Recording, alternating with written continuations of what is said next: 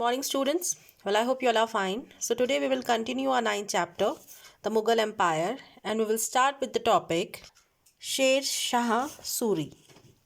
As stated earlier, Sher Shah defeated Humayun at the Battle of Kannauj in 1540 and ascended the throne of Delhi under the title of Sher Shah Suri. He overthrew the Mughal and established Afghan rule in India.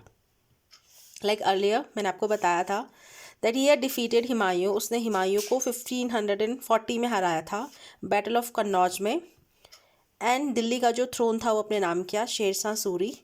और Mughal empire को उसने overthrown किया, हटाकर Afghan rule establish किया India में.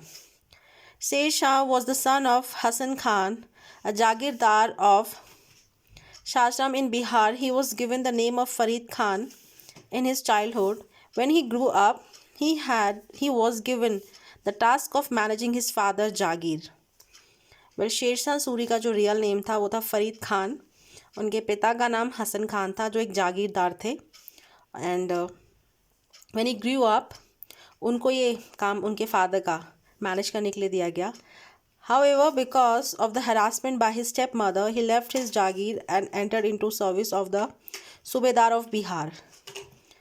Well, his stepmother, इनसे परेशान था वो, and that's why he left his father work and decided to be the Subedar of Bihar. And Beher Khan, it was Beher Khan who gave him the name of Sher Shah when he single-handedly killed a lion. बहर खान थे जिन्होंने शेर शाह सूरी उनको एक title दिया था जब उन्होंने single handedly एक अकेले अपने हाथ से एक शेर को मार गिराया था. Later on, he joined the Mughal army under Babur. He learned the techniques of Mughal warfare and used them to establish the authority in Bengal and Bihar. इसके बाद उन्होंने मुग़ल आर्मी को ज्वाइन किया. मुग़ल आर्मी के अंदर उन्होंने लड़ाई के अंदर लड़ने जो टेक्निक्स थी उनको सीखा और अपनी अथॉरिटी इस्टेब्लिश की बंगाल एंड बिहार में. After defending Humayun at Chausa and Kannauj, he occupied Delhi and Agra. Humayun को चौसा एंड कन्नौज के युद्ध में हराने के बाद उन्होंने आगरा और दिल्ली पे कब्जा किया.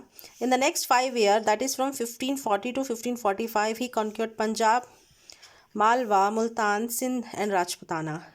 और नेक्स्ट विद इन 5 ईयर्स, अगले ही 5 सालों में उन्हें पंजाब से लेकर राजपुताना तक का जो एरिया था वो अपने कब्जे में लेकर आए. Thus, during the short period of 5 years, Sher Shah enlarged the extent of his empire. His empire extended from Bengal to the Indus, excluding Kashmir. उनका जो एम्पायर था वो बंगाल से लेके सिंधु यहाँ तक फैला हुआ था, एक्सक्लूडिंग कश्मीर को छोड़ के. Now the next topic is Sher Shah administration.